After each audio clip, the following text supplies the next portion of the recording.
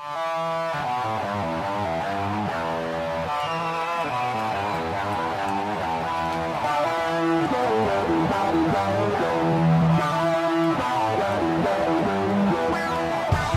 time in a long time, but back like I never left. Taking each day as it comes, you know me, I don't read ahead. Watch me burn down everything, BDE on the TV set. When I'm in control on the road, you could never really know what's up next.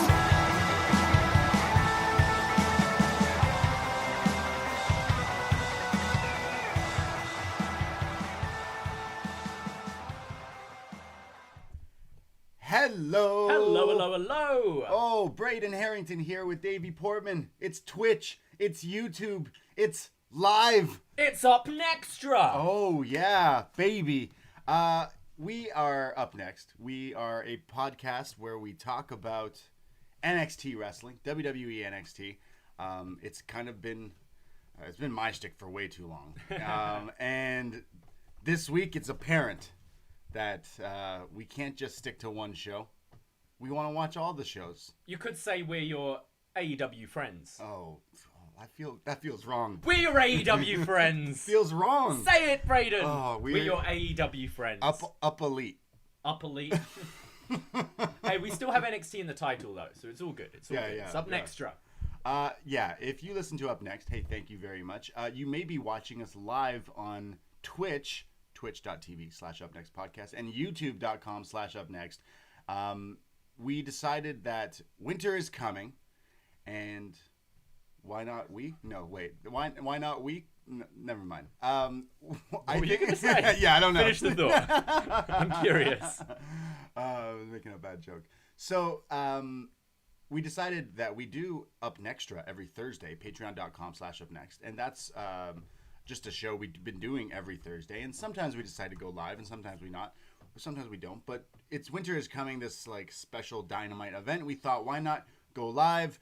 We'll leave the video up. The podcast, of course, will be on the Patreon for all the patrons there. It feels like a pay-per-view, right? A little bit. Yeah. I guess. Mostly just one match. Yes. I'd say. But then, of course, things that, it's a noteworthy episode, for sure. Definitely. So, up next, wherever you find your podcast on the free feed, we got some of the movie reviews like Batman up there. But if you do want to check out the Patreon, or you're listening to the Patreon right now, we have so many other shows we'll mention probably after some talk. Because we have TakeOver this weekend. War Games. And we kind of bitched and moaned about how it does something's the sparkles and not in the air. I think we are in the minority. A lot of people seem to enjoy last night's show, and that's cool. Like, we weren't particularly a fan of it, but how much do you think you're kind of tainted because the hype for this AEW show and the fact that you're going into it? Say it was a Tuesday night and neither of us had work, and we put on that episode of NXT, and you're like, good show. But the fact it's going head to head with such a noteworthy episode of Dynamite, where you knew before we even knew what happened, you knew something was going to happen, right? And there's kind of that, it's like being at a wedding or a party when there's a big football match on, like a World Cup final, right? And your team's in there, and you're stuck at this wedding, and you're like, the wedding's great, but I kind of want to watch the game. It's kind of that sort of feeling. So I don't know how much of that tainted our enjoyment. And obviously, because we watch NXT and we don't do the channel hopping that a lot of people do, maybe that tainted our enjoyment. I don't know. I still think I thought it was a bad episode, but talking to other wrestling friends and stuff, they all seem to think it was pretty solid. I guess we put NXT up on this like pedestal because we've been treated with such good stuff, and go back through the Up Next feed of us talking for the past few years about NXT, and it's like Halloween Havoc wasn't long ago, and Halloween we raved Havoc. about that show. Yeah, you know, exactly. It's just like when they want to try, it's like really apparent. And I know there's so much like backstage dirt sheets about what's going on with Vince McMahon and WWE main roster. All these stories now are like, it's chaos, it's a mess writing this and putting it together last minute.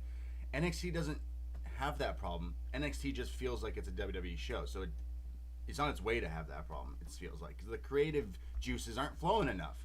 Why should we care about this War Games? Realistically, it's not It's not juicy enough. For sure.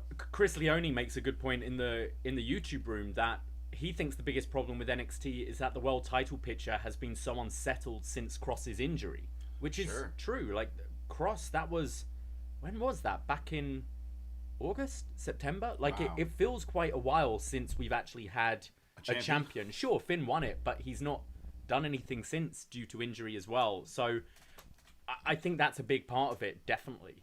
Yeah, definitely Finn Balor being out after like that banger of a match. I'm realizing that like, yeah, he hasn't been here. He's been cutting some promos about kitty litter and such, but yeah, I guess I don't know. It just feels like it's not that special right now, and especially going into a takeover. NXT is like killer at like making it like feel important, and I feel like this is the first time in a long time that it doesn't really got my like I'm working at my shoot job on Sunday, and it's takeover on Sunday, and I was like, oh, maybe I'll take the day off and spend it watching takeover. I'm working during the day. I'm not that excited. I'm gonna come home right as it starts. I still think it's one of the best wrestling shows there is out there. It's definitely like top 2, top 3 wrestling shows there is. But I think back in the day where we used to do these shows, especially when it was taped, and we know a lot of our listeners kind of listen to find out what's going on, and they tune into the takeovers, and so often we'd go, hey, takeovers are great, but you should watch the TV as well. There's some great matches, and we'd cherry pick, and we'd go, hey, if you're not doing anything, you got to go back and watch this match. We always say that on and shows. I feel it's been quite a while since we've done that, and I feel right now, especially going into this War Games, you could just write down on paper what the card is, show it to me, and watch this in 5 weeks, and I'd be cool. And I don't think my interest for any of the matches has built any more, other than it just looking good on paper. Yeah, it's true. It's like, yeah, okay, there's 2 War Games with a stacked cast, but like, why? Okay, cool. It's gonna be a good show. Takeovers are usually a good show. Yeah, I'm excited. I'll get the. It's kind of, I'm getting older now. Christmas is coming. Every year, you kind of get less and less excited about Christmas. It kind of just comes and goes. Yeah. And every year you go, oh, just not really feeling the Christmas spirit. And then it will get to Christmas Eve at like 8 p.m. and you're like, all right, it's Christmas tomorrow. And you get a bit excited and you get a bit giggly. And I think that's kind of maybe how I am with TakeOver this time. Okay. Christmas is coming.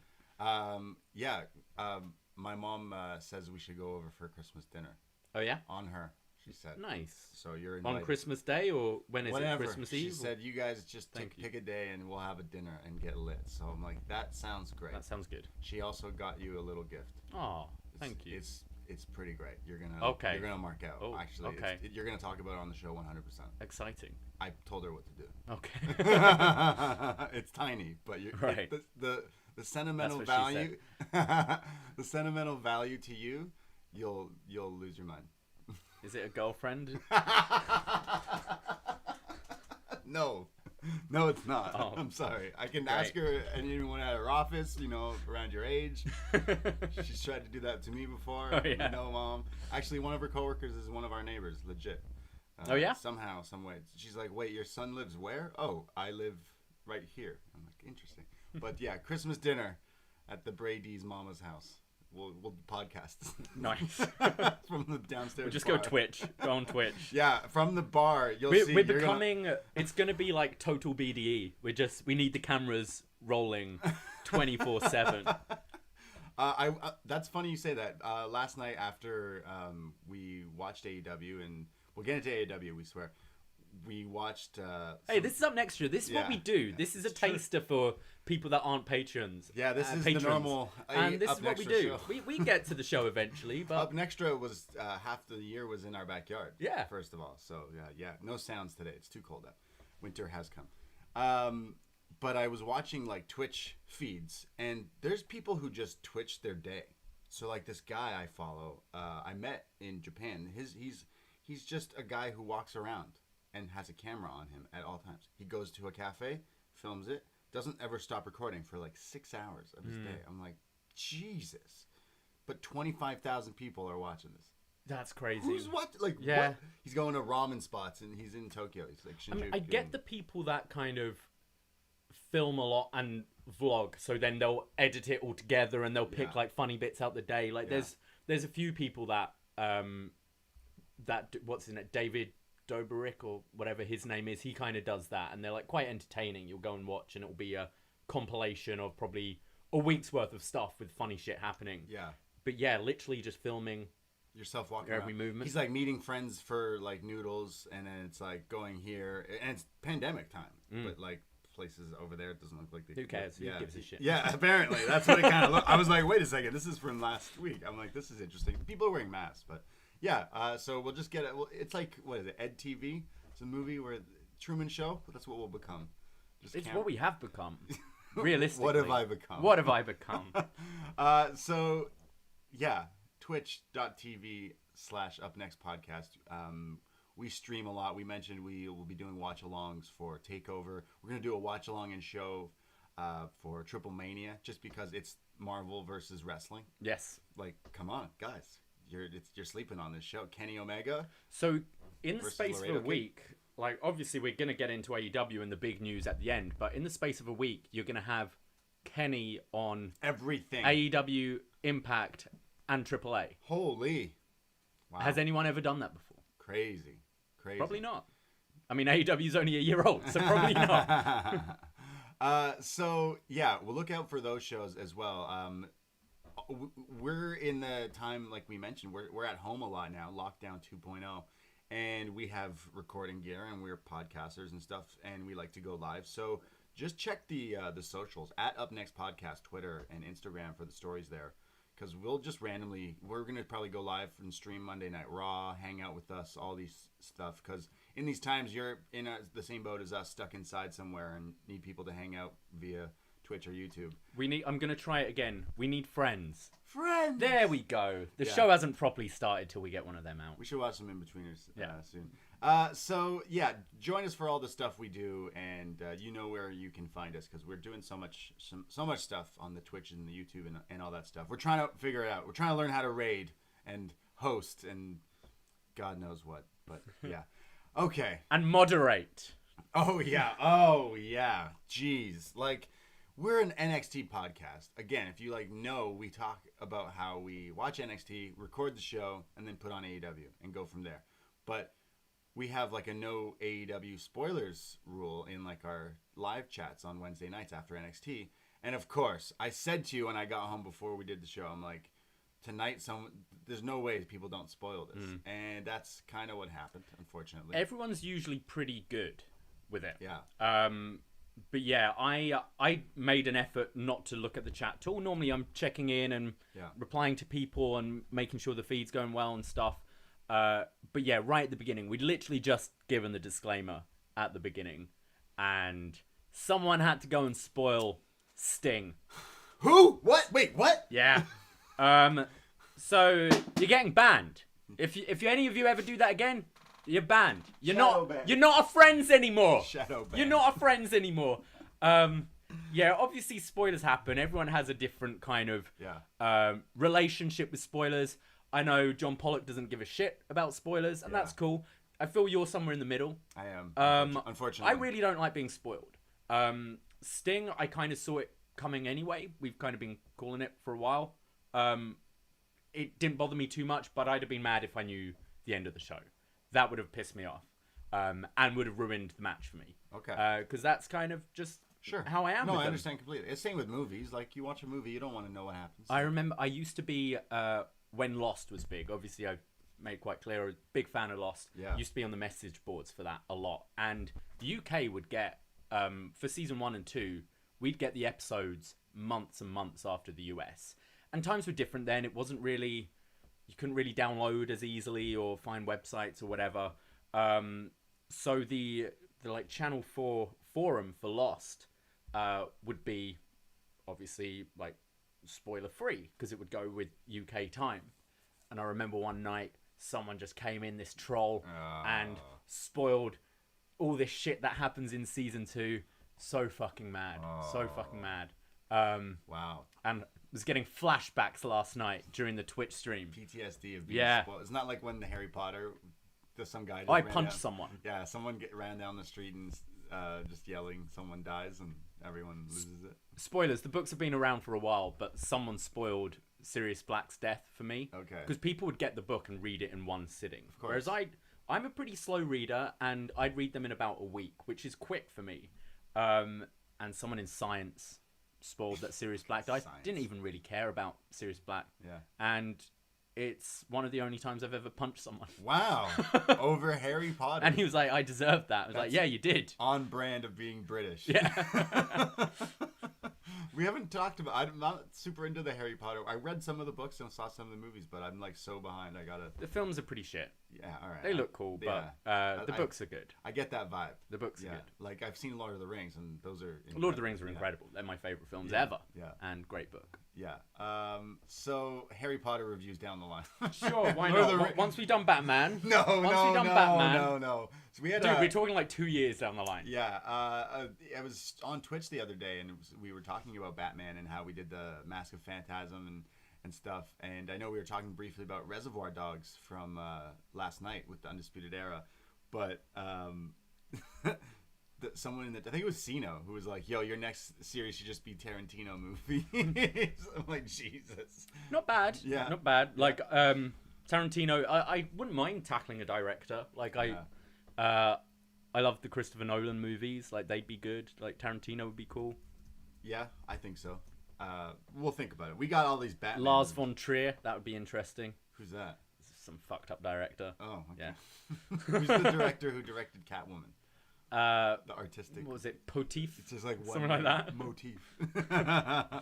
I guess we should talk about the show we are here to talk about. We wanted to talk about NXT. We did that. We decided let's do AEW live on Twitch. So again, shout out to the Twitch room and YouTube room, because we're going to talk about some AE dubs, or as our friend Super Cool Trav calls Super Chill Travis Sims. Yeah. He's come up with names and characters for us now, like, because we got our friend hooked on AEW. Shout out Trav, but we got him obsessed with wrestling again. I feel like he was he dropped out. He was kind of casual, and he started hanging out with us.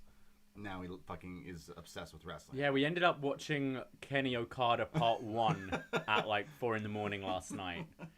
He's like, I want to watch a match, and we just seen Kenny, and obviously there's the Rainmaker tease. Yeah. Like, I'm going through the top matches on Cage Match. Yeah. Like, well, there's this match you've not seen, but it's like an hour. It's an hour. He's like, I'm strapping in. I'm good to go. But yeah, he came up with nicknames. He's Super Chill Travis Sims. You're Braden, the animal. He calls me Braden, the hacksaw animal. I don't know. Herrington. Yeah, he calls because I was lit that one time, and well, we came up with my headbutt. Well, in 2K, my move is the drill claw, and Cino's like, obviously you gotta call it the drill white claw. Yes. So the drill white claw can also just be a headbutt. Right. Okay. So we came up with yours. I'm the Game Shark. The Game Shark, Davie Portman. And your finisher's the loophole. The loophole. Yeah. That's for a Patreon check out. show.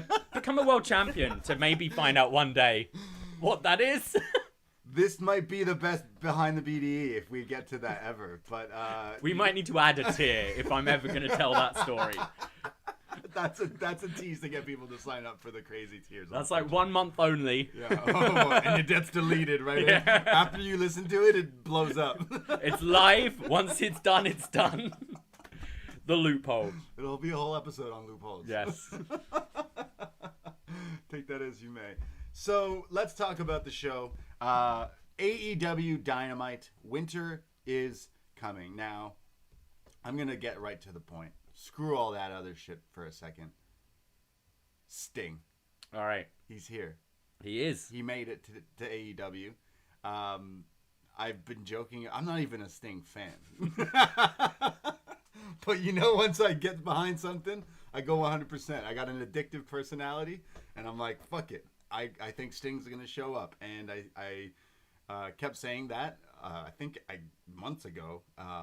And now it's finally happened. Darby's dad, Sting. we'll get to like the actual segment, but obviously like that's the hot news out of this show is everyone's going wild. There's obviously two sides to this story. There's, hey, Sting's here, and there's Sting. Yeah, I kind of. Shall we talk about this now or later? You want to? I just thought I'd mention it. Yeah, I think. Wait for the segment. Let's get into the show, and we'll talk about Sting when we get to Sting. Everyone was messaging me and saying, you know, hey, I know you want to talk about Sting, so yeah, I guess I do. Winter is coming. Does start with the Diamond Battle Royal for the Diamond Ring. Kind of. I kind of missed on the initial rules here that if you are the last two remaining in this Battle Royal, you then get to have a match. They did do this last year. I don't feel they really hit it over our head enough this time round. Because, yeah, it wasn't until the very finish of the match where I was like, oh, yeah, they end up having a match. I didn't feel they made it that clear this time round. I just figured they have a match right away. But it's next week. It's next week. So, but we'll get to that, I guess. Because in this Battle Royal, MJF putting his diamond ring on the line. Scorpio Sky's in this match. Hangman Page, Matt Hardy, Miro, Sammy Guevara, Joey Janela, Kip Sabian, John Silver, Wardlow, Sean Spears, Private Party. There's a whole whack of guys. There's many more people in this match. Luther, yeah, wow. The big guns were brought for this Battle Royal. Matt Hardy, just in this Battle Royal. I think I'm done with Matt Hardy. I'm done. I love Matt Hardy, but like, let's call it what it is. Let's take a back seat for a little bit. Yeah. Right now, back to the drawing board, I guess. Just what's going on with that, and I'll just kind of gloss over. There's some really cool eliminations and stuff. Scorpio Sky tossing some people out. Sean Spears decides to get Don Cherry, Tully Blanchard, to get his steel slug. Still think it's lame. Well, Spears gets eliminated first. Yeah, from Scorpio Sky. From Scorpio, and Don Cherry looks kind of upset by it. Like, kind of looked disappointed and then loads the glove. I don't know why you have such an issue with the glove, though. I'm just like... I think it's kind of... Like, I'm not into Spears, but I think it's a different kind of weapon. I always like the brass knucks with Regal, and I see it like that. It's part of your gear, and then you can just load it up.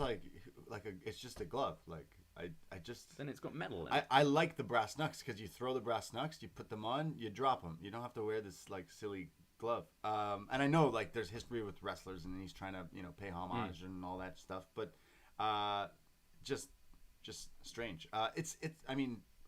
Santos Escobar loads his mask, right? Like that one time, I think he did it. And it's like, okay, like you wear a mask already. I know this guy's been wearing the glove, but it's just straight. It's a weak weapon. It's a weak weapon. Use like I disagree. I like it, but if you don't like it, that's cool. Yeah. I want someone to just use a cricket bat like Shaun of the Dead. That's what I want. Like, get inventive with your weapons. I guess I say that, and then AEW has wrestlers use arcade machine parts. So I guess I shouldn't say that. There's other eliminations. There's John Silver and the Dark Order who save Hangman. Like he gets dumped out, but then they save him. Like they raise him up like a religious figure. They're still teasing that like Hangman is unsure about the Dark Order, but kind of like thinking about it because he's down on his luck. Is it just me, or does John Silver remind anyone of Puck from X-Men comic book Alpha Flight? This little like mutant superhero, right? I'm pretty sure it's the same. He's based himself on this character. So Private Party's in there. They go to do the silly string at one point, which is pretty silly considering, no pun there, considering it's a move where you go outside over the ropes. No, it's Matt and Quen who do the. Matt actually eliminates Cassidy, which considering they're part of the Hardy Party, it's kind of showing that Matt's doing this sort of heel turn. The silly string just looks dumb to me, and especially as you say in this battle royal, he kind of did it to try and stop the elimination, but was very slow. This one, yeah, it was weird. Matt Hardy eliminates Hangman, which obviously is like the kind of a big like spot where you're like, oh, that's interesting, because I think they're gonna push this story that Hangman's just like on this downward spiral. MJF, Wardlow, and Sammy are in the corner, and it's Wardlow just like blocking them, essentially quite saving like them. That, yeah, I really like that spot. There's then Jungle Boy, who's now there's all these eliminations. Joey Janela is in there getting beat up by Miro. That was pretty epic. We have Miro go stand off with Wardlow, which was really cool. Actually, I enjoyed that. I thought I hate the character. I thought Miro had some cool spots here, some really good throws and uranagis, and he was positioned as the beast in this match, with the most eliminations. Yeah, he looked good. This was the best he I looked, think so. Yeah, I hate what he's doing right now, but the wrestling is still there.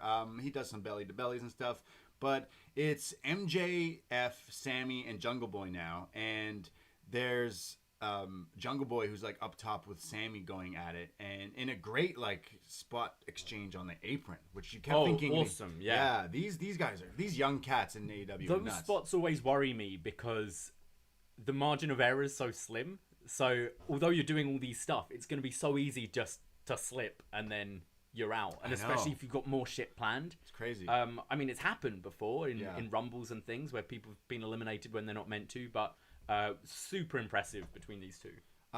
During this whole time, Orange Cassidy was taken out, but he wasn't eliminated, so therefore he's still in the match. But then it's MJF who throws Sammy and Jungle Boy out. He shoves Jungle Boy, but Sammy gets pushed out too. So his I didn't mean to do that, but it's MJF, and this whole Sammy, the little storytelling, weaving it in and out here, it was very well done. But then you think it's Wardlow and MJF, and then we realize that there's Orange Cassidy. So he's back in here, and he eventually ties it up with Wardlow and MJF, eliminating Wardlow after a few of these orange punches, or fruit punches. What are they? The orange punch, yeah. Orange punch, yeah. And I guess why would it be that? And it's down to Orange Cassidy, MJF. They are your winners of this, and they go on to have a match next week. The winner has the diamond ring. So MJF putting his ring on the line.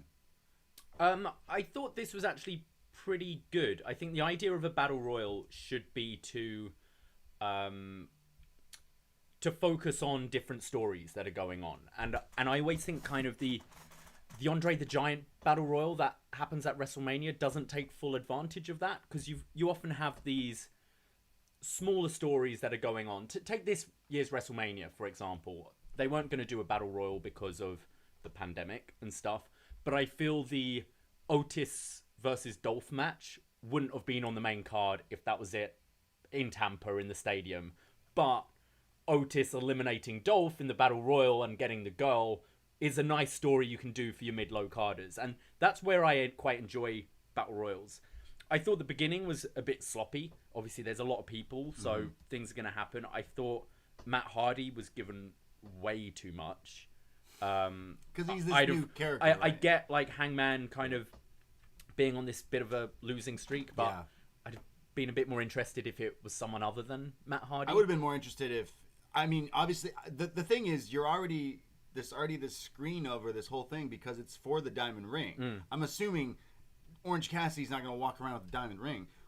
Now saying that sounds funny, but it belongs with MJF. You know what I mean? Yeah. It's become such a part of his character that it's I didn't think he was going to get thrown out here. If anyone was going to win this, it was going to be Sammy, right? You know what I mean? So I was a little confused with that. It's also there's so many mentions, of course, JR on commentary with rest in peace Pat Patterson and the whole Royal Rumble stuff. Yes. I'm sure the WWE will bring him up in this Rumble upcoming. Oh, I'm sure, next month for sure. But I think the highlight. I agree. The highlights were the weaving of the different little stories, and obviously when you got down to the more meaty part, it had the more interesting stuff. The teases of both two MJF potential feuds, MJF and Sammy, because MJF does shove Jungle Boy. Yeah. He doesn't touch Sammy. Yeah. But Jungle Boy falls into Sammy, and MJF looks sincere. I kind of like this sincere act that MJF does, where you go, oh, he might be trying. I don't know.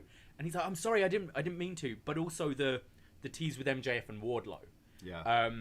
Because you have Wardlow almost eliminating MJF by accident, being shoved into him, and then holds on to him, and MJF's like, what are you doing? Yeah. That's obviously a feud down the line. And I think as a battle royal, they did really well. There are feuds I'm not interested in, like the Shawn Spears, Scorpio Sky thing, but it's good use of a battle royal to progress those stories. I thought this was pretty decent, actually. I like some of the stuff. I'm interested in seeing where I want to see Matt Hardy versus Hangman. Dark Order behind Hangman a little bit. Get some purple in his gear. Think he's joining them for a while. Kind of like he's joining and then kind of snaps out of it. Or is he going to have a sober angle? I feel he's doing a me right now. I feel it's to lead to a feud with Brody Lee when he eventually comes back. True. And I think that sounds pretty good. Yeah, that sounds all right. But for now, he's got to fight Matt Hardy. The new evil Matt Hardy. Yeah. We talked about last week. His new gimmick is going to be like where he's always better than you. There's an SNL sketch with Kristen Wiig she used to always do. It's like a reoccurring thing. And it's always like, oh my God, guys, I went to a hotel and like it was a 5-star resort. And then she'd be like, yeah, well, I went to a hotel and it was a 6-star resort. Like it's always like you say something and it's like, always better. Yeah. And that's kind of what he's been. It's big money, Matt. Yeah. But I just why? Give it to someone else. Yeah. You like, know? I don't. Just be a producer. I think for right now. Be a producer, and you can make the odd appearance in, like, just the buy-ins and like the battle royals and shit like that. I get it. You want to wrestle and stuff, and you know, work and I'm stuff. kind of done. Just kind of over it. Like, and I, you know me, I love the Hardy Boys, but like, yeah, just wait for Jeff to come. Look at Jeff hitting swantons onto pianos. Yeah, I'm shit. done with Jeff. Yeah, I know. Well. Jeff, they need to both just chill. Like, y'all need to chill. Yeah. What's going on? North Carolina. We go to our next match. Chris Jericho versus Kaz. First time ever. One-on-one match. The Painmaker with his Painmaker apparel. And the Inner Circle behind Jericho. And Kaz with no SCU. He's just by himself. Yeah. That's a lot of dudes to fight off there, Kaz. So Jericho early on drop kicks Kaz out of the ring, and of course the Inner Circle are like teasing, getting involved, and distractions, and all being super cheeky. Noteworthy things here going forward is it's cold. Yes. The show is called Winter is Coming, and it's actually cold. It's an outside arena in Florida. Who knew Florida could get cold? I know. Like, they said it was, 40 degrees Fahrenheit? So that's like, about 4 or 5 degrees here. I went for a walk this morning, and it was about 4 degrees. Yeah. I was in long johns, jeans, hoodie, parka. Like, I was a bit too overdressed, but still, like, I was comfortable. Yeah. To think if I'm just in my underwear, essentially, like these guys. It's cold, basically. Because, like, when some of these guys have, like, really fair skin, when they're hitting each other, they become red and white. Any shots. Yeah. Like, I remember doing, like, PE at school and playing football and stuff, and someone would kick a ball at your chest by accident or flick your ear by accident or whatever, and it fucking hurts in winter. I got big ears, all right? They get flicked a lot. I don't want to know. Inner Circle on the outside. Keep grabbing Kaz's leg. Jericho hits like a rope-assisted code breaker here for a 2 count. Kaz on the outside gets thrown through like the guardrail. They go to picture-in-picture. I swear Ortiz, a.k.a. Brandon from New Jersey, is biting Kaz's head here. Just like, not even his face. Just like, I don't even know if you, like, trying to chomp down on his, like, top of his head. They come back. Aubrey was off her game in this. Yeah, Aubrey. Fuck. Everything was in front of her, and she's like, all right, cool. Aubrey is usually, like, on it. Against Jericho. Like, that's a feud there. And this time she's just allowing, like, 6 guys on the outside. There's, like, 5 Guys Burgers out there. Like, everyone was, there's a whole crew, and she didn't even, she's like, I better look this way when there's, like, 6 of them. Like, come on, Aubrey. Usually look, it's the guns. It's the gun club front row. How are you guys doing over there? Wow, this guy's biting Kaz's fucking head. Jericho hits a vertical suplex and then goes for the lion salt. Misses that, and then Kaz hits one, but off the top rope. Looks great. They start fighting in the corner, and up top, Kaz hits one of my favorite moves, the flux capacitor. It's like kind of call it like a fucked up Spanish fly. He used to do it for years. Yeah, it's Spanish fly, like power slam kind of thing. Yeah, it's pretty cool. Yeah, looks it's great. Similar to is it Collision Course? Cameron Grimes' move, but off the top. Yeah. Look cool. Jericho kicks out of that. Kaz then applies the walls of Jericho after countering Jericho's, but it's more of a Boston Crab. Boston Kaz. And he's like reaching for the ropes, Jericho. MJF runs down with Wardlow, and MJF's got a towel, and he's like pretending he's going to throw in the towel because Jericho's suffering. And Sammy runs out, and he's like, whoa, like, what are you doing? Don't fucking do that. There's a bunch of roll-ups back and forth, Jericho distractions, and it's eventually the Judas effect. Jericho pins Kaz. Thought this was terrible. Yeah, I didn't really like it. I really didn't like this match at all. And I kind of put it on Jericho. He looked pretty blown up in there and thought he was pretty sluggish. Kaz has proven in he's past his peak, but I think he's proven in tag matches that he's still a very, very capable wrestler and can go. But yeah, I didn't think this was good at all, and I kind of found the interferences, like you had the bit with Hager who was trying to talk Ortiz out of using the ball in the sock, but all of this was right in front of Aubrey, and Aubrey wasn't doing anything. Fucking Aubrey. And I think it's because Jericho's a lot bigger than he used to be now. The walls to him didn't look good. It certainly didn't look good enough to tease a towel throw in, and maybe that's the thing. It's to show that MJF's fucking with them, because obviously that's what he did with Cody. But I don't know, if you're gonna do a towel tease, I want to see that you're actually in peril. Like, Jericho wasn't really selling this at all. As our mate said as we were watching it, he goes, shouldn't Jericho know how to get out this move? That's what I said. I'm like, dude, this guy's been putting this move on everyone for years. He knows how to get out of it. That was his gimmick in WWE. If anyone ever put him in it, he'd get escaped from it. I just thought this was really, really disappointing, and kind of it really exposed Jericho, I thought. Yeah. I get, like, I think from just wrestling fans, it's kind of cool to see Jericho tie up with Daniels and Kaz, because they are people that have been in the industry around the same amount of time and have never tied up. So it is kind of cool from that point of view, but yeah, Jericho looked bad here. I'm a huge Jericho fan, and I just felt like the past few weeks, whenever he's in these matches, even the Full Gear match with MJF, I didn't hit for me, and it was really apparent here. It was like, yeah, you weren't in a tag, and you were exposed here, in my opinion. And I maybe that he needs to take a step back too. Maybe there's just not enough motivation. Also, like, you're running this crew. You don't need to wrestle. No. Just be the outside, man. Like, no worries. A bit less goose, maybe. Like, maybe. I mean, it's quarantine, we're all going a bit mad. But, like, maybe he just needs to not have, like, matches. Come out, like, all the time. Get rid of the weird Evolution knockoff theme that they use for Inner Circle. Use Judas. Come out and cut promos before your boys' matches. And then aim for, like, a tag team, because I know Jake and Jericho was the, like, tag team. There was the Le Sex Gods as the mini tag team there, but, like, maybe get MJF and Sammy, and then the team. Something's gonna happen with Sammy. I feel MJF. maybe I always prefer. Like, it's weird saying Jericho's a big guy, but considering he was always considered a small guy, but in the climate now, wrestlers are a lot smaller in general than they used to be, and I think I prefer watching, like, a Orange Cassidy or an MJF, someone who's slighter and quicker, working around him. I think especially, I found that with Undertaker later in his career. His better matches were the ones against the smaller people, because they can kind of do most of the work. And here, being against someone similar size, I think it just exposed him. I think it just we all have off nights, and I just feel like just lately there's not, like, there's no real reason for this match anyways. No. So it just didn't. After the match, Inner Circle is, like, arguing and fighting kind of thing, and Jericho grabs a mic and says, "Stop this shit. That's it. 7 days to think about this. There's going to be an ultimatum next week." Born ultimatum. Work together as a team, or we break up forever. Next week. 7 days. 7 days. So there you go. They could break up. So Inner Circle are done from next week. Next week, they're fucking done. Yeah, so I eventually see maybe there being a Sammy MJF match, winner stays in Inner Circle. And I could see Sammy being the one who leaves the group for a while. Interesting, okay.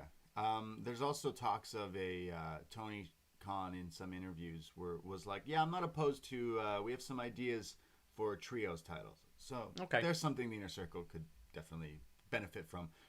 Make Jericho be like, hey, why not make that the angle? Like, Tony Khan, make 3-man title and put us in the tournament. And then, like, what would your trio be? Freebird rule. Okay.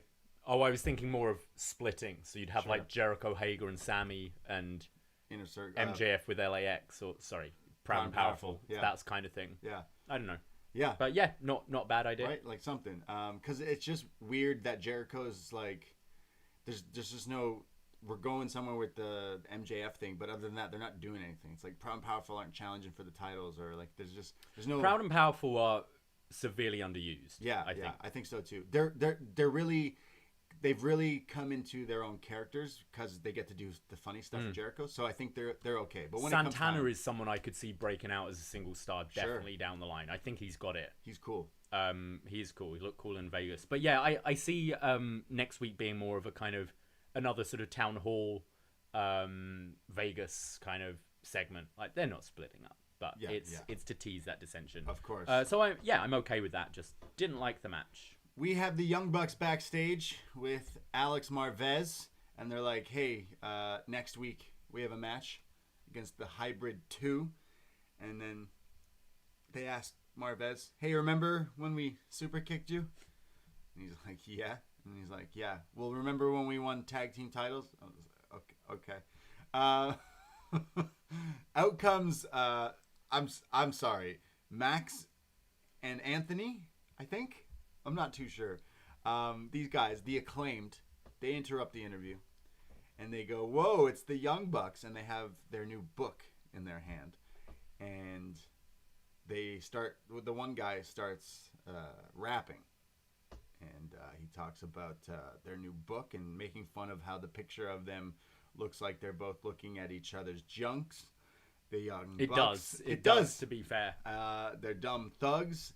The book looks like it belongs in an adult section. The rhymes were all right. The rhymes saved them from what they were saying before. But they then mention that like the Acclaimed are now here. These guys have been on in Dark, and the one guy looks super familiar. He must have wrestled somewhere. I've seen him before. And while they're like, check out Shot in the Dark with John Cena. Yeah. Find more about these guys. Yeah, they've been on. So like definitely if you're interested, but.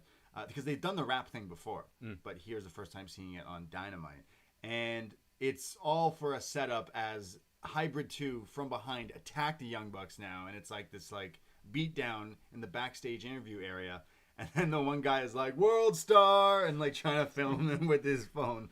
But then Christopher Daniels and Kaz for the save. Yeah. Here. So... Yeah, I don't really know what this was. What did you think of the rap? The rap was good. Everything else was not. I kind of liked the line. I can't remember if it was Matt or Nick, who was like, I'm pretty sure someone had that gimmick because he's wearing the chain and everything. Yeah. Well, he's rapping and has a chain. Like, just a subtle that line, was funny, I thought. That was pretty funny. I laughed out loud. But I just didn't know... I didn't know what was happening for a bit. I didn't know if these were celebrities or what. Because I don't know these guys. Like I watched that Tyson fight and I was like, I have no idea who Jake Paul and Nate Robinson are. Like everyone's going on about it. I'm like, I don't know who these guys are. These YouTubers or Max Caster, Anthony Bowens, the Acclaimed, says see no evil. But I thought they seem to do a good enough job. I've never been a fan of the hey, well if you beat us you get a title shot gimmick. Right. It's what WWE use all the time, and that's what they're setting up with this match with TH2 next week. But I want this to be a good match because Hybrid 2 I'm very hot and cold of. I've always said I kind of like Angelico, and I think it's just because he jumped off a roof once, and I think I kind of in Lucha, and I think that's why I like hold him to a different. Like I'm like, oh yeah, he's cool, and like I just like him. And I'm like, are you though? Drug dealer. So I'm hoping I'm hoping this is a good match and can elevate these guys, and we can have another like, strong tag team in the division. They still look weird. They are weird. Like, they're weird dudes. I joke. They dress like they're like Florida drug dealers or rappers or something. All the rappers. Yeah. Yeah. But I'm interested in seeing that match next week. I think they'll have a killer match. I have their names are Max Caster and Anthony Bowens, but I wrote down Bones and Caster. Bones and Caster. Caster Troy and just Bones. Why doesn't everyone use that as a Bones? There must have been a wrestler called Bones. There's a rapper. It would have been with a Z. They'd have. Bones, there's a rapper wrestler. named Bones, but not a wrestler named Bones. Like I just Bones with a Z. There's yeah, a it had to be right. On Cage Match. Oh yeah. I mean, there's bad Bones. Bones with a Z. From New York. Yeah, of course. Oh, Ceno's definitely seen this guy. That is Ceno. I'm going to go on his Twitter. So up next is the Doctor is in. She will see you now. Britt Baker with no waiting time in the waiting room. Britt Baker comes down with Reba, Rebel, and she's going up against Layla Hirsch from Russia. Lil Layla Hirsch. And Britt Baker cuts a little promo here saying winter is coming, and so is Layla's one-way ticket back to Russia. She's like, get the hell out of here. Go back to Russia. Evil Britt Baker. She comes across as a they say the baddest bitch in the room. Yeah. Definitely. She's pulling the character off. Great. There's Layla we've seen before, and she's like really small, but then has like this pretty impressive wrestling I like her wrestling. It feels very, even with her gear, it feels like Olympic style wrestling, which I dig. Yeah. There's a crazy cross arm breaker attempts from Hirsch early on here. Baker hits her with a DDT for a 2 count. There's picture in picture, and it's Baker in control, being a bully. Eventually, Layla, when we come back, gets the offense again and hits a tope to Reba onto the outside. There's a pump bicycle like knee from Britt Baker, or I think it's from Hirsch actually, and then more of the cross arm breaker. Reba makes a distraction. Britt Baker hits the shake, rattle, and roll, and then locks in the mandible claw type submission hold, the lock jaw, and Layla Hirsch taps out, and the Doctor wins. This wasn't bad. I think Layla's looked better in her previous matches against Shida and Serena. I think it was Serena Deeb. She had a really good match on Dynamite, but wasn't bad. I like seeing that they're kind of putting a bit more attention with the women now, and I like that. It looks like Layla Hirsch is sticking around because I think she's quite unique. Yeah, she's got some crazy she looks like a wrestler. The gear does work for her, definitely. So Britt Baker, the women's division, it's like everyone knows that it's like the part in the show of AEW that definitely needs like work on, considering what our champion is doing later. But yeah, good to kind of see a step in that direction. It's time to talk about the real main event. No, it's not, because Thunder Rosa runs out after the match. Yeah, I forgot. Thunder Rosa comes out because Britt Baker attacked her the other week. So Thunder Rosa getting some revenge here on Britt Baker, beating her up. Obviously going to lead to that match. I think they're announcing it. Was it next week or probably in the near future? Yeah, and I'm happy to see that it looks like Thunder Rosa's sticking around. Yeah, I think so. I think she's pretty important to the division, I think. AEW is maybe as sneaky as WWE. They go, hey, doors are open. Come hang out. And then you come hang out. And then you go, hey, you don't need to hang out with those people anymore. You can hang out with us. And then they go, not bad look. Yeah. And then they end up here. Well, those UWN pay-per-views are done now. So what else? What else is she going to do? Yeah. Well, Thunder Rosa here to stay, hopefully, because I think she's the future of this. She should be the next champ, I think. She's great, yeah. Okay, now we can talk about something. Yes. Darby Allin comes down through like the side entranceway of via skateboard, looking cool now. I like this entrance. This just come down with a skateboard. You know, nothing. You're not crashing anybody with your car. Yeah. You're not jumping out of windows. You're just riding a skateboard, and that's cool. He's tagging with the former champ, the guy he beat, Cody, with his epic entrance. But Cody doesn't have Brandy. He's got Arn, though. Arn looking a lot like Tony Soprano. Yeah, I've joked on this show about how I want to be Italian. Like, I like just Arn, definitely. wine and cheese and a lot of food. Arn here with his white vest, his chain, his tracksuit. Yeah, he's going out for drinks with Paulie after this, isn't he? He looks like he's definitely Italian here. Oh hey, hey Cody, what you doing? Hey, Christopher. If anyone wanted an update on my Sopranos watching, I'm on the last season. Oh, finally! Wow. And like shit fucking pops off around this time. So when I'm finished, maybe we'll do some sort of chat show about it. I know there's a few people were asking about that. So Cody, this is an interesting team considering it's Cody, Darby Allin, we look how Darby Allin looks, look how Cody looks, and then Tony Soprano. This is the weirdest. It's something. This is a great team here. But wait, there's more. We thought, how many people can Cody add to this roster in this family? I think he's adding another one tonight, maybe. Cody and Darby versus Powerhouse, Will Hobbs, and Ricky Starks. Team Taz. Obviously, the beef with Cody last week with Taz, with the Taz mission. I marked out over that stuff. Really big fan of that. And now we get to see these two teams go at it. Early on, Darby's escaping all sorts of different holds from Starks and eventually hits like a springboard coffin drop to like a standing opponent, which looks great. We talked about Shotzi doing that move on NXT as well. So both shows with the coffin drop. Will Hobbs has the offense, and then I think it's on the outside, runs at Darby and like hits him with like a clothesline, or Darby's just, his head just comes right off and then somehow stays on.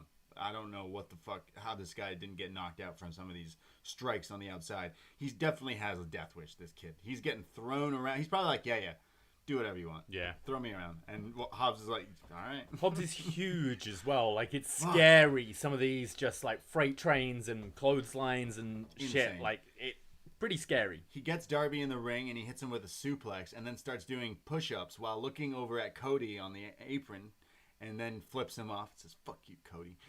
He picks up Darby and puts him in a like crazy bear hug and just ragdolling him. This is where JR says Hobbs is jerking Darby around like a Christmas present.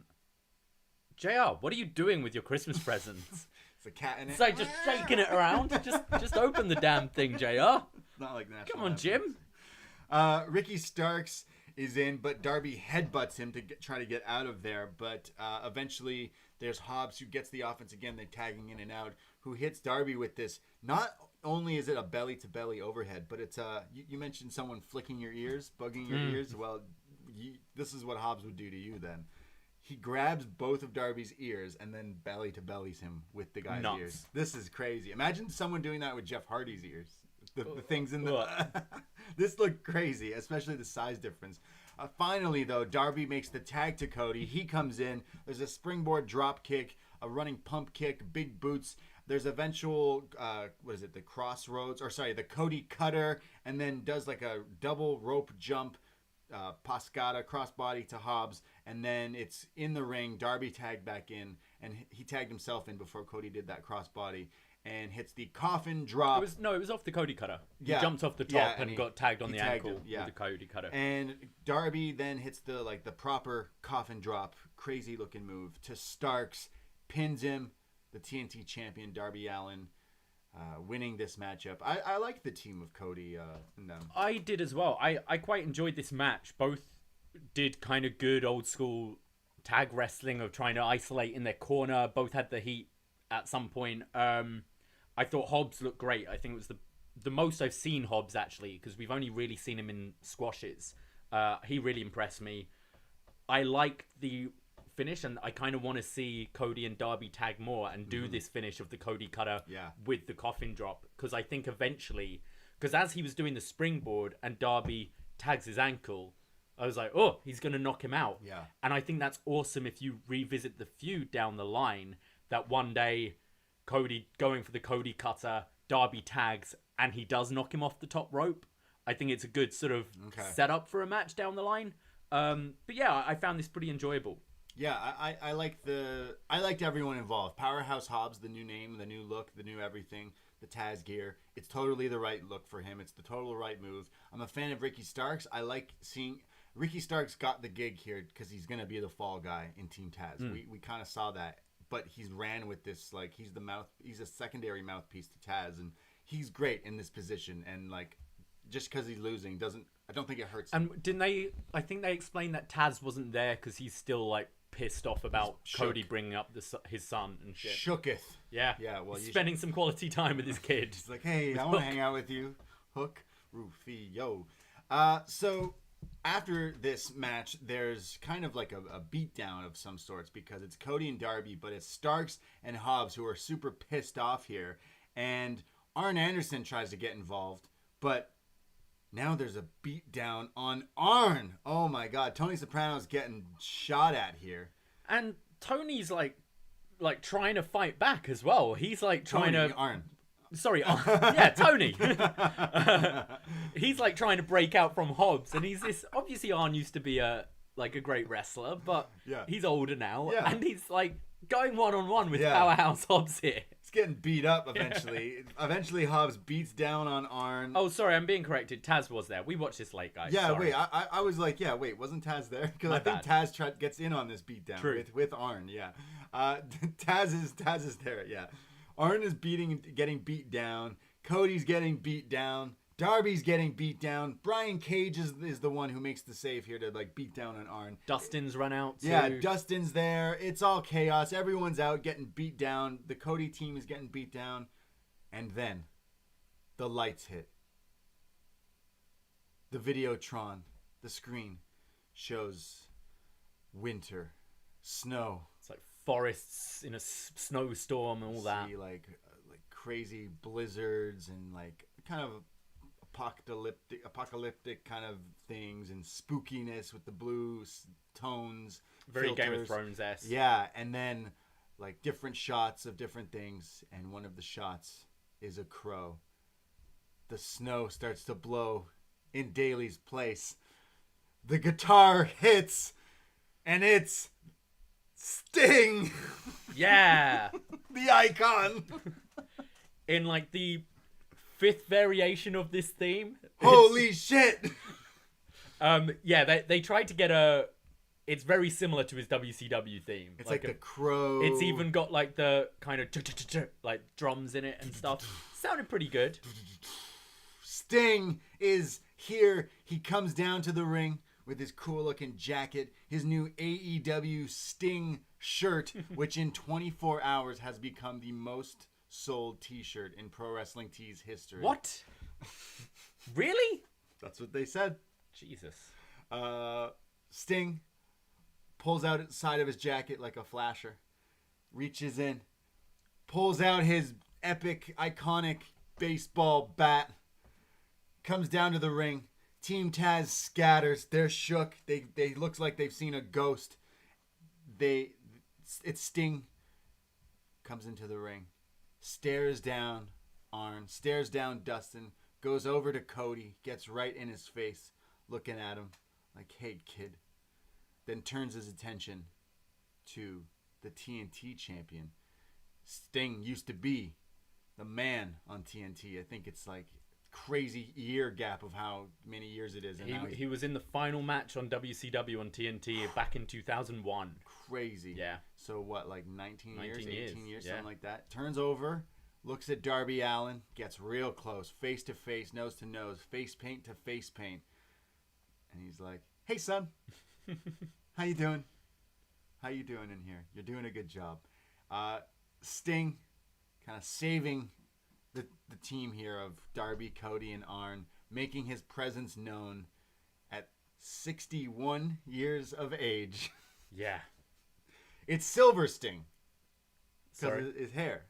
Yeah, at first I was like, why haven't you dyed your hair? And then I thought, actually, I kind of dig it. Yeah, he's 61. Like, Sting is immortal, right? So I kind of want to see him in another 15 years. Just even thinner, grayer hair, but still with the makeup, still with the trench coat. We had Surfer Sting. Yeah. We have Skater Darby. That's why they go together. Mm-hmm. We got Surfer Sting. We got Crow Sting. We got TNA Sting. We got Joker Sting. We got WWE Sting. We got AEW Silver Sting. Silver Sting. Silver Sting is here. Winter is coming, and it's Winter Sting. This is like Snow Sting. Snow Sting. Yeah. So obviously, like, people assume like the Sting Darby thing is like, oh, is he here to be a role model for this guy? Is he gonna wrestle this guy? Now we can talk about all these different avenues, because it's like, wait a second, is he gonna wrestle? I think we're gonna see Cody wrestle Shaq and Sting in the same year. Oh my which god, is just nuts. I don't see what the benefit of having Sting as just a mouthpiece is. So if you're having Sting, I feel you're having him wrestle, which obviously people in the room are pointing out he's turning 62 in March. Yeah. Yeah, I would say I think he looks in pretty good shape. It's 5 years since his last match. I actually, personally, I know I'm in probably the minority. I quite enjoyed his match against Triple H, and I quite enjoyed his match against Rollins. I did. I think there's people who love that shit. There's different things in wrestling, right? I'm not saying he's gonna go out and have a Young Buck style match. He's not, but those matches, I think he worked relatively smart, and just the visual of seeing Sting wrestle is kind of cool. I know a load of people are gonna groan, but also, I'm not even a Sting fan. Like, there is that nostalgia thing, and you do get kind of excited seeing the entrance and the stare downs and stuff. And I don't want to see this guy all the time, but I don't know, maybe one match, maybe 2 matches. They said he signed a multi-year deal. Deal. I don't see what the benefit. Like, I don't want to see this guy as a manager. Right. Do you know what I mean? Yeah, that's the thing. I don't see him as that. He's not that kind of character. Like, I never see Undertaker being a manager. If you're gonna have them, you gotta have them do something physical. But it's pretty crazy. 62. Okay, so what? Okay, a lot to unpack because I'm not a big Sting fan. I've made it clear that I'm like, he's kind of not ever one of my favorites. We've done best match ever shows on our Patreon where we look back at all these old things, and we've done some retro reviews from the 6 of throwback WCW pay-per-views, and we did a Great American Bash, I think it was, or something along those lines, where it was some old Sting matches we've watched, and I'm like, man, when he was like, obviously the Ric Flair stuff is like probably the best. Blonde Surf Sting, NWA, that kind of thing. But then you're right, there's like the different avenue of wrestling when he was the Crow Sting, like it's so different. It was like cool to see. The visuals are really cool and can be quite interesting if done well. And already with the snow and stuff, with the cool video, was something just different, creative than like when he came in WWE. It was just like, I'm Sting. I think, yeah, I mean they WWE-ified it. Yeah. I think personally, I thought the Triple H match, I was there, I thoroughly enjoyed, and it's all smoke and mirrors. But that's kind of, if you're going to get away with having Sting at this age wrestle, it's what you need to do.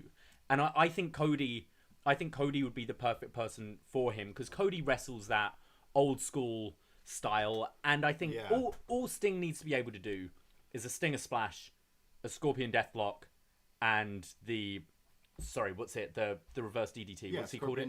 Death drop, or something. That's all he needs to do. You can have a bunch of walking around, punching each other, weapon shots. Like, that's all. We're skipping over the obvious, I think.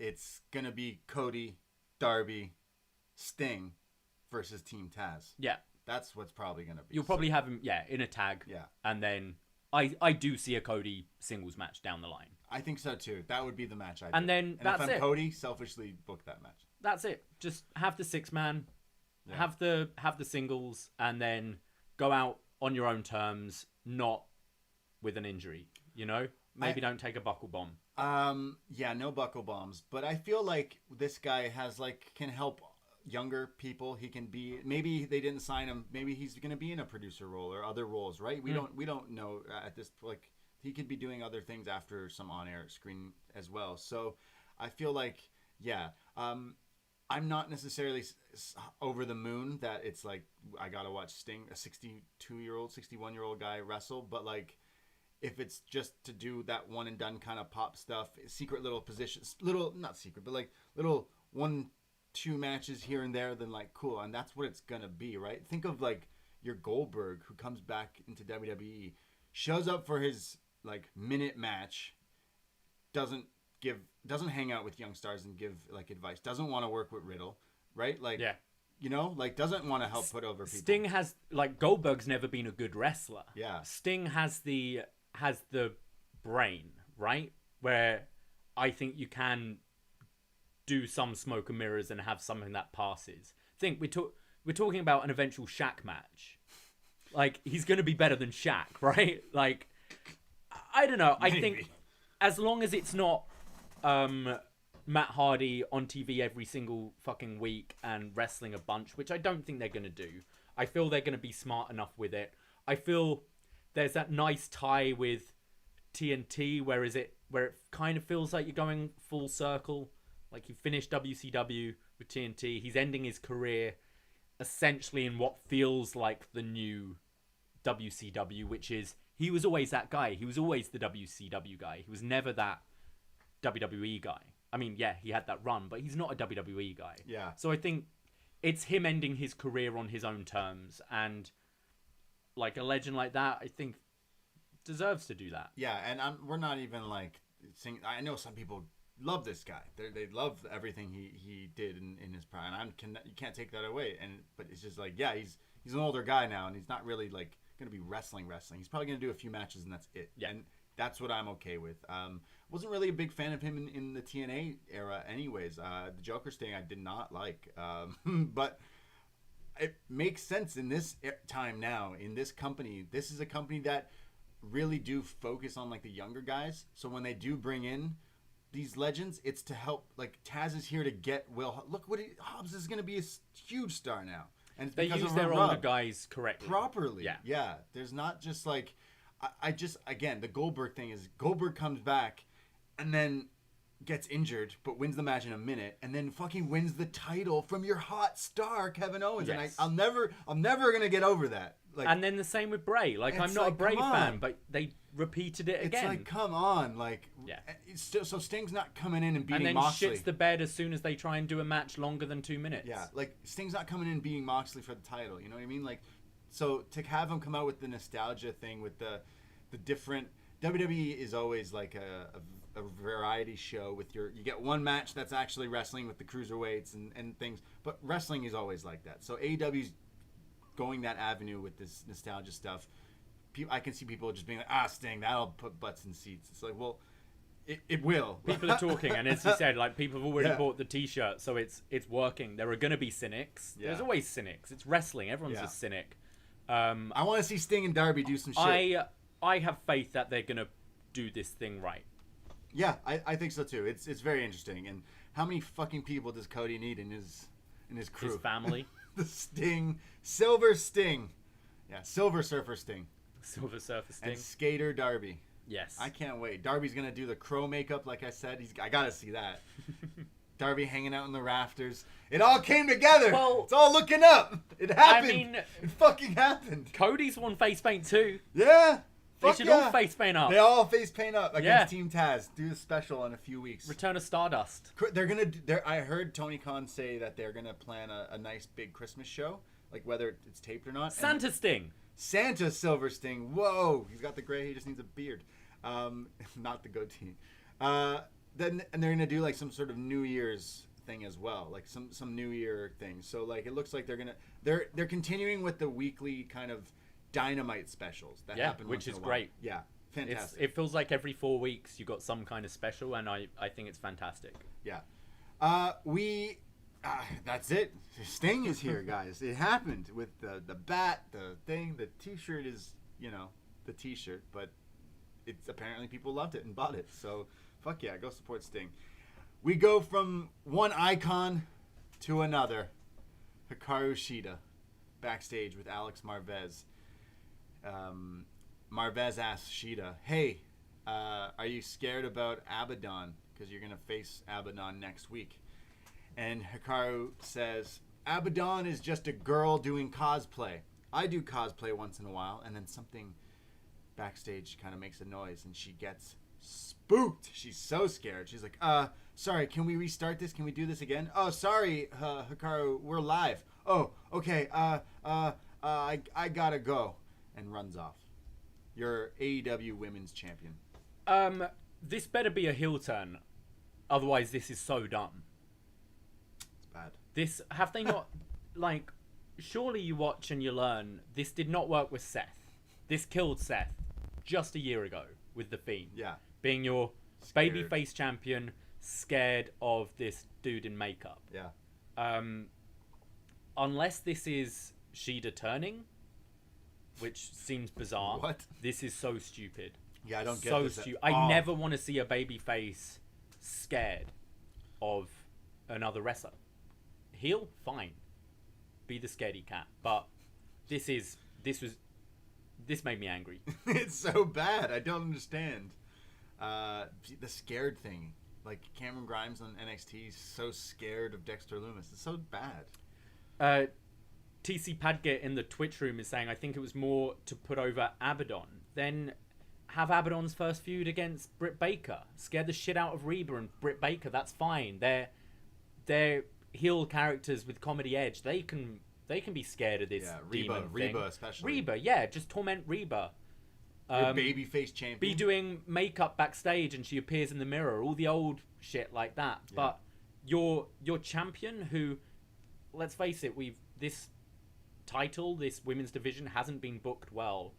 And now Shida, who beat Nyla Rose, this beast in the division. She's beat her twice, clean. She's scared of this girl in cosplay. This was bad. I think I said last week, because it was last week with the blood dripping on the title and licking the title, and Shida was so scared. It's like, why not just have her come out and beat the hell out of her and drip blood on her while like posing with the title? Then you have a reason to be scared. You got beat up. You got your ass kicked. Like, that didn't happen. She's just, I'm scary and I'm near you. Oh my god! If it's someone in cosplay, but you are scared, it's just so stupid. And she just heard like some poles drop in the background. It's like, oh, a pole dropped. Oh god, jeez. Yeah, not good. Loopholes. Also, like obviously she's trying to speak in English and her acting isn't great. If you're scared, you'd resort to your like mother tongue, wouldn't you? Like it's touches like that which would make it better. I don't know Japanese, but if you hear that noise and then you say something in Japanese, it's like I used to speak a bit of German. Yeah, you do. You do. Like if I scare you, I'd be like talking to someone in a bar in Germany in German. Yeah. But then if suddenly I heard a gunshot go off outside or something, I'd go, fuck me, you know? I wouldn't be like, oh, Scheiße! But I've scared you a few times and you have gone, Scheiße! But, yeah, this wasn't good. When I scare the shit out of my girlfriend, which I do quite often, she literally goes, hi-ya! Now I make fun of it. It's become my thing. But yeah, when you swear, when you're scared, it's a true point. She just went, oh no! Let's do this again. I'm okay. Let's start this over. We're live, pal. Yeah. It's like, come on. You stop. The fourth wall thing is like works only so many times, and this wasn't one of those times. This is your champion. Abaddon should steamroller, beat her. She just win. Yeah. At this point, win in seconds. At this point, like fuck, like I don't know. Finger poke of doom. Like, no, Shida's just terrified. She can't move. She's frozen, and you just push her Abaddon beats the shit out of her, pins her in, like, really short time. And then as Abaddon's posing with the title, you just see Sting in the background, like, face paint, motherfucker. I read that Sting was, like, no one knew. Yeah, I saw that. And that he was in the tunnel. He was in a trailer like all day, and then when it was finally time, they had people walk him through, and all the people backstage were like, "What the fuck?" As he walked by, like they were just learning about it. They're like, and then he comes out. Nice, very good. That's what he needs to manage Abaddon. Yeah, everyone with face paint is who else in the 8? Luther. You got Thunder Rosa. Yeah, wow. Yeah, that's good. Dustin. Yeah. Could be a future Survivor Series draft team. Face paint? Yeah, unlike John Cena's team. Masked guys. And with FTR. The revival. I went full lucha and won the fucking damn thing. But you know Andrew Thompson's team is bad when his was worse than the masked team with FTR. Andrew Thompson. Oh, let me tell you something about Andrew Thompson. There's I have a little list. That's been going on in my head just yesterday. I thought of top 3 post-wrestling babies. Okay. Max. Yeah. Evie. Andrew Thompson.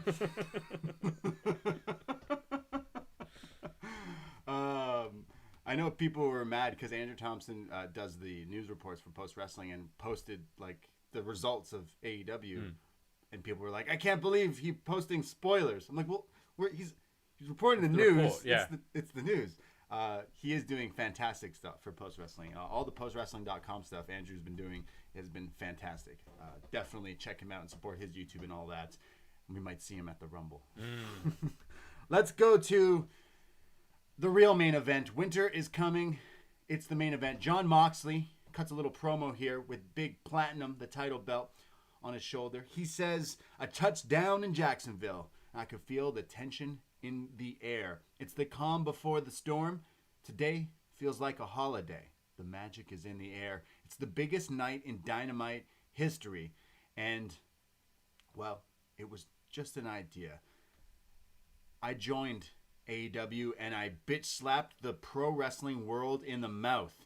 Me and Kenny Omega have been on this collision course our entire life and we didn't even know it. The two best in the world, and we'll be fighting on a mountain with swords. The way he described this, I'm like, God damn, you're good at this. I'm like, yeah, fuck yeah. I already wanted to see this match, but now I want to see this match. And then he says, we're going to go out there and it's going to go banana. Yes. Banana. Apparently it's a tribute to Pat Patterson, who always left the S's off. Oh, okay. I didn't know that. No, neither did I. I heard this morning. Interesting, Which is kind of cute. Yeah, kind of definitely. Sweet. Yeah, very, very. I thought this was great. The start, a touchdown in Jacksonville. I was like, oh, yeah. He's the best babyface in forever, I think. In wrestling. He's been so great. Talking about baby faces in wrestling.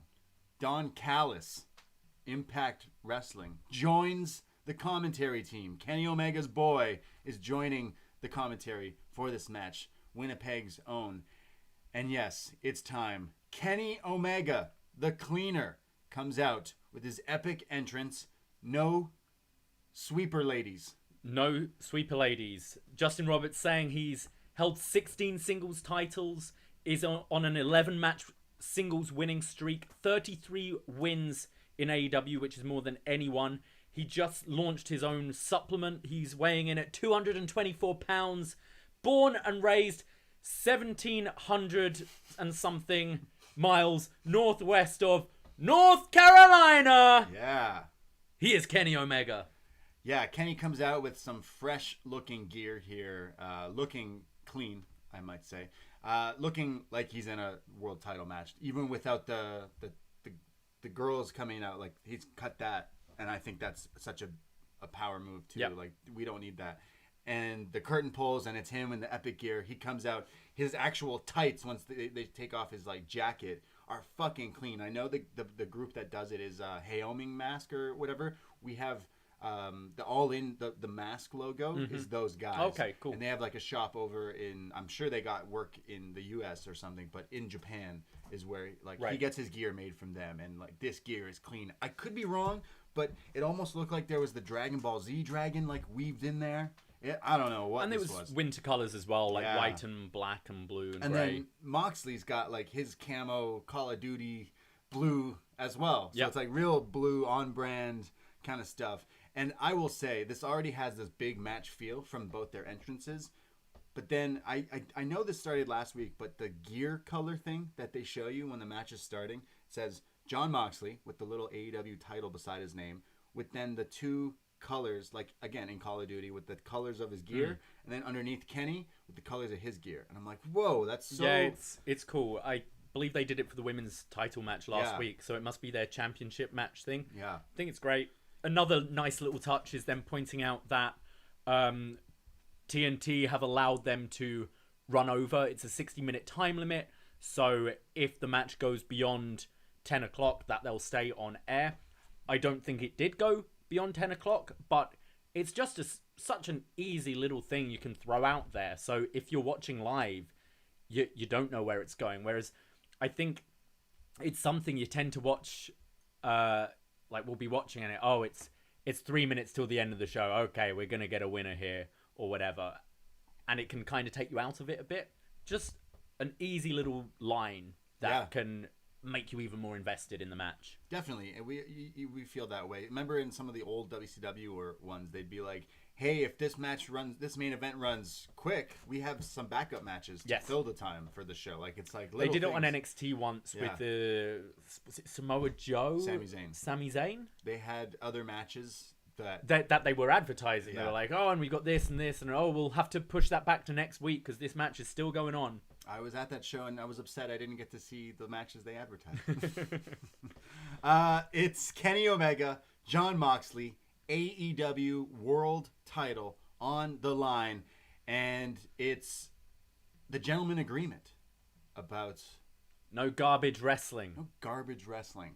So Moxley is bringing it to Kenny with the technical wrestling, the old school chain wrestling, headlocks, arm holds, arm drags, up, down, drop downs, all that kind of stuff. Kenny stops him fast on with a Hurricane Rana, runs the ropes, runs into a like kind of different style big boss slam from Moxley. They go to picture in picture and they're kind of fighting on the outside. There's a slingshot from Moxley sending Kenny into the post. When they come back, there's like a dragon screw between the ropes, and now Moxley's knee is being targeted. Kenny's like throwing him around, throwing his knee into like the guardrail, shin breakers, all sorts of stuff. Kenny hits this like flying knee bar type move, like a roll through into a knee bar. Looks great. The knee bar looked nasty. It was with Mox still on his back, whereas normally you see the knee bar with them on their front. This looked way more painful, and I loved how he then like switched his hold, so he then wrapped his arm around like this way to give even more torque to it. Looked really good, and I really liked the targeting of Moxley's knees. The twisting of it looked cool. Like he's twisting his leg and foot. Moxley gets to the ropes, eventually gets out of it, hits a German suplex, and another one. He learned that from his Brock match, obviously. Yes. There's then like a pump handle suplex. He's doing all the actual wrestling, and he can do suplexes. The pump handle one was really just great. There's an X-plex, like a vertical release suplex going forward, and then an STF, kind of almost like the Regal stretch, kind of similar, as they go into picture-in-picture. When they come back, there's, I think it's a paradigm shift, but it's only a 2 count. It was Kenny springboards right into it, and this kind of came out of nowhere, which was a great high point of the match early on. And the way Kenny sells the paradigm shift looks great. Callis is like, hey, there's a gentleman's agreement. Why is Moxley getting steel chairs from under the ring? He gets them into the ring, but he sets them up and then sits down on one and tells Kenny, sit on it. And I don't know if you caught it, but the crowd were booing when Mox got the chairs as well. Yeah. They were like, hey, what are you doing? What are you doing? This is a title match. But then he swerves on us and he's like, no.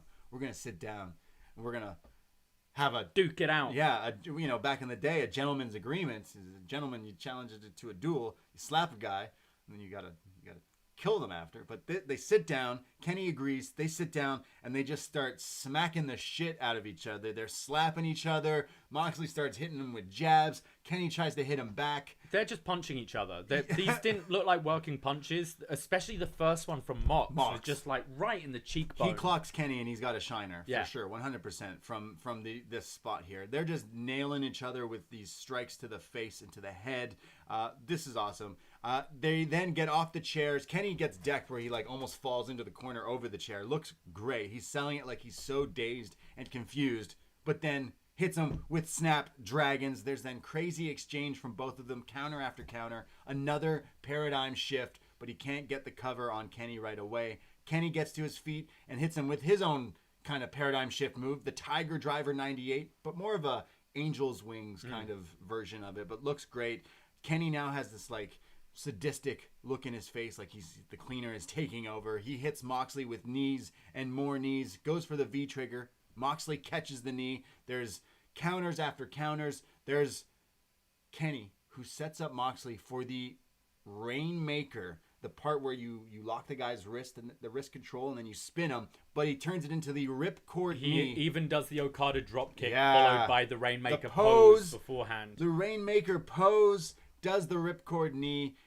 There's then there's a German suplex from Moxley. There's some crazy spots. There's this one-winged angel right after the ripcord knee, which Mox is able to fight out of, but gets caught in a wheelbarrow into a suplex from Kenny, which looked fantastic. Also, as he was doing all his V-triggers, we went off about tope suicidas yesterday, but Mox hits this tope right into a V-trigger on the outside. Crazy. Also looked great. Yeah, this was nasty.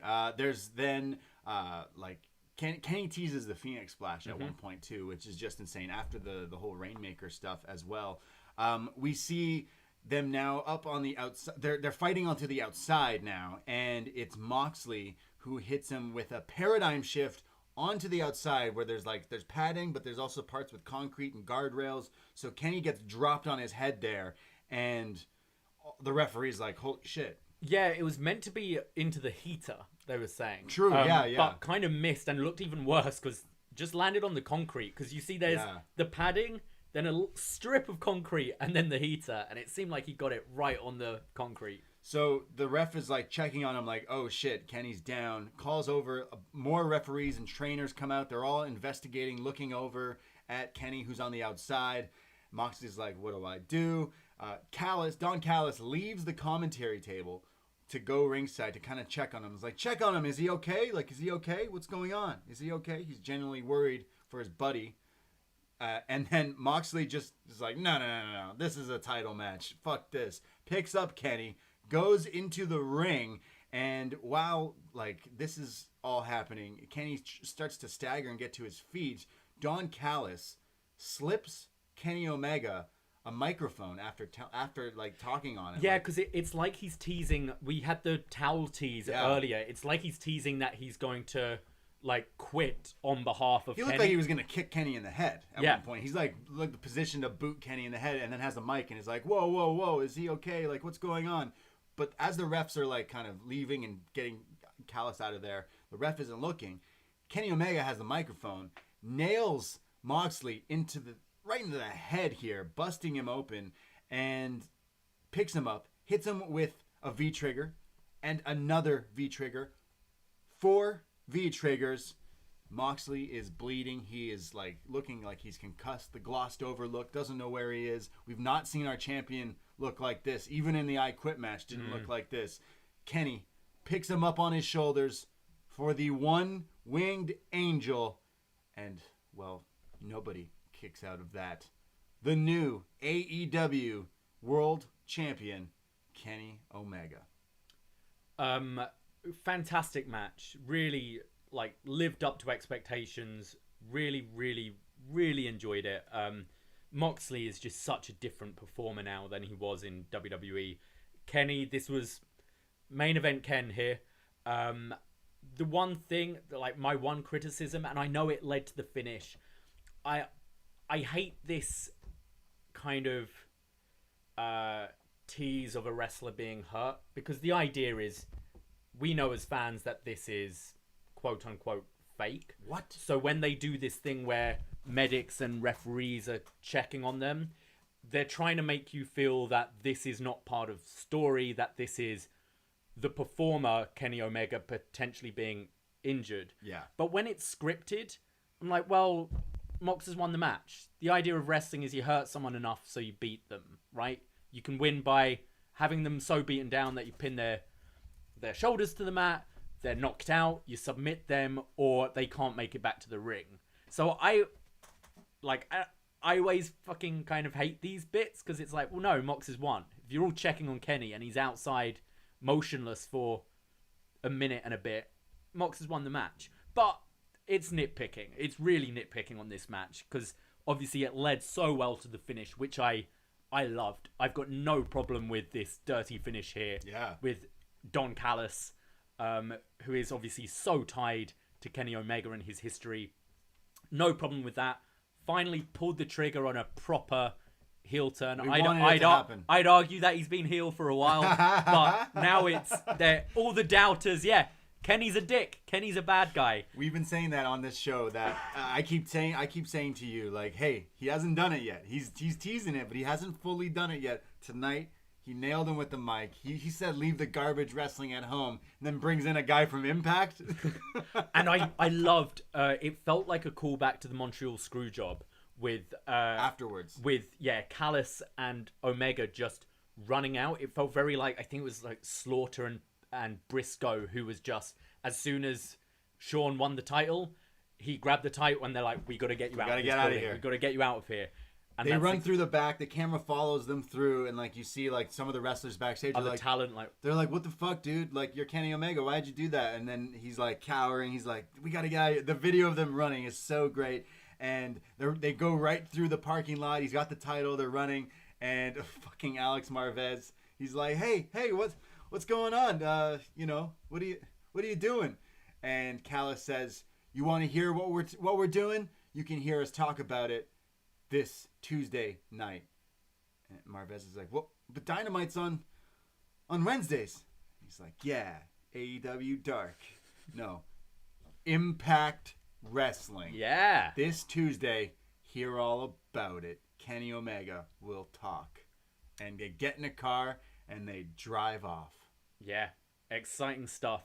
Impact Wrestling? What?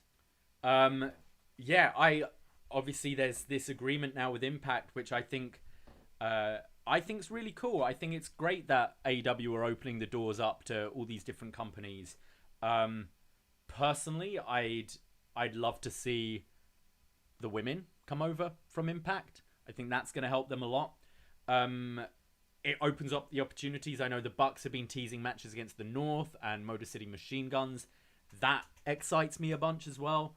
But just, I haven't felt this excited and genuine kind of, wow, anything can happen in so long with wrestling.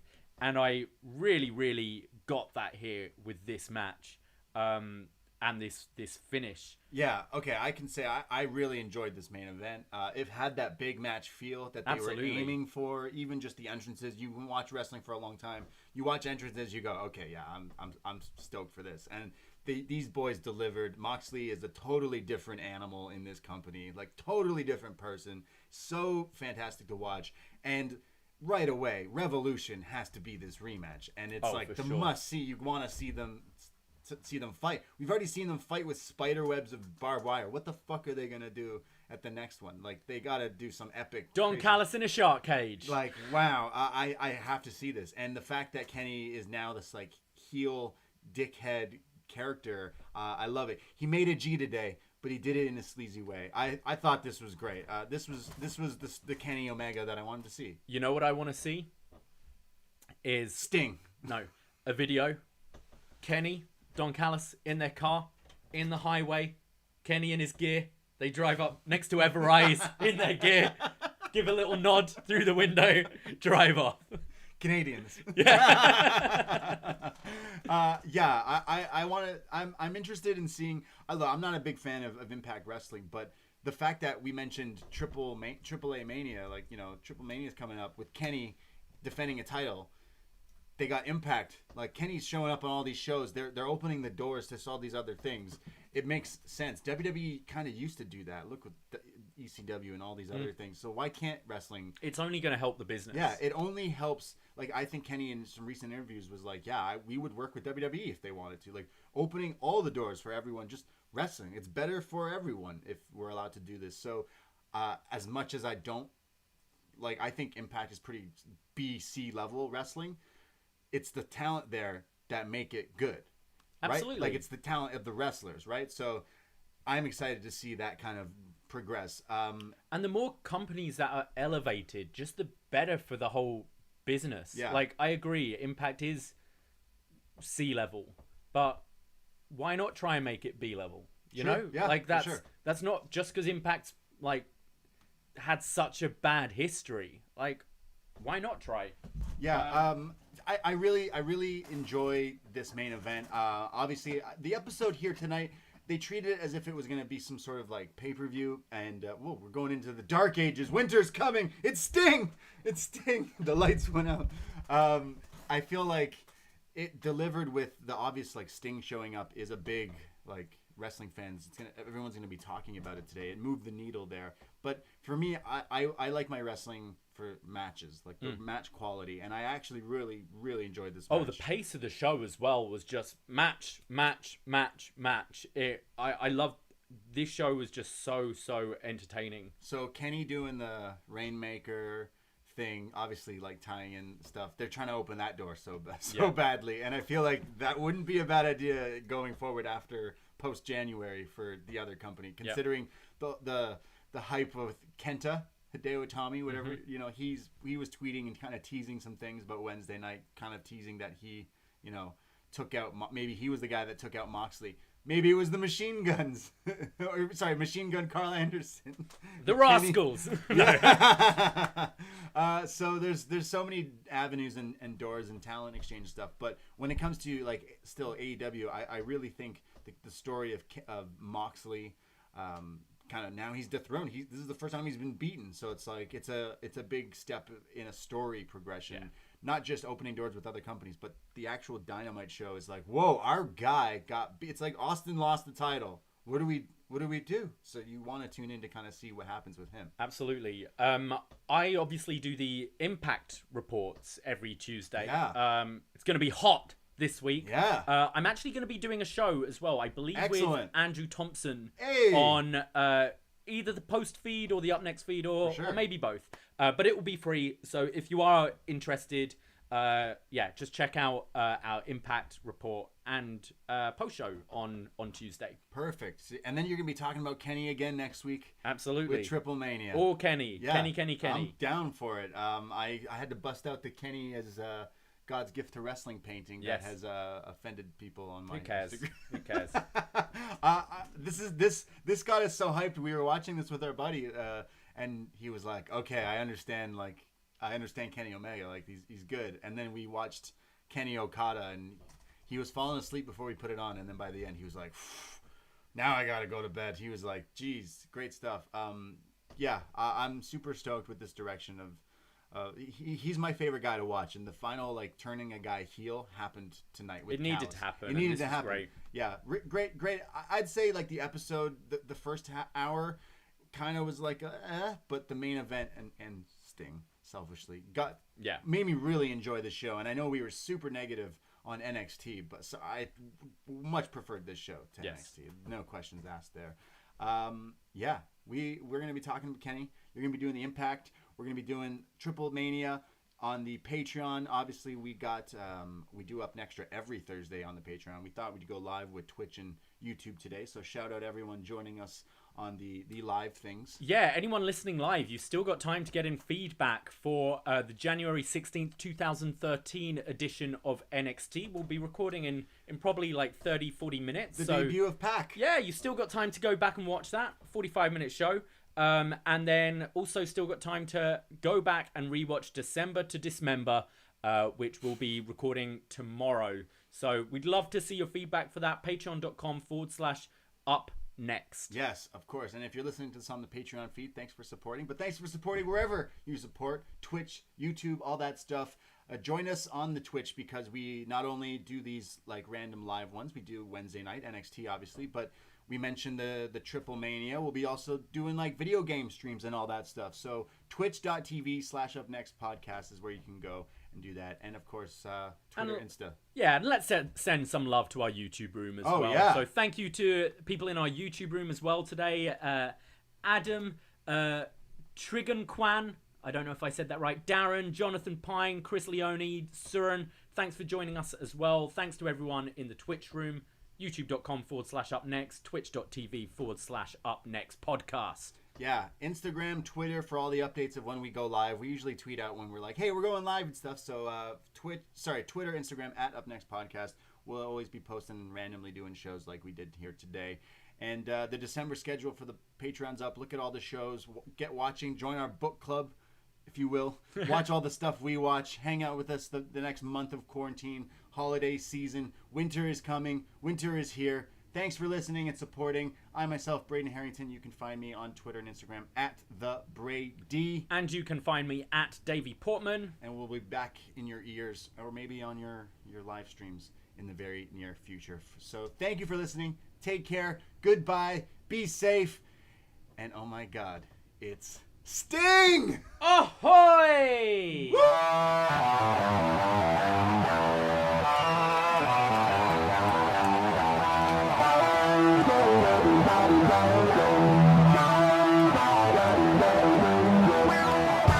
First time in a long time, but back like I never left. Taking these things as it comes, you know me, I don't read ahead. Watch me burn down everything, BDE on the TV set. When I'm in control on the road, you can never really know what's up next.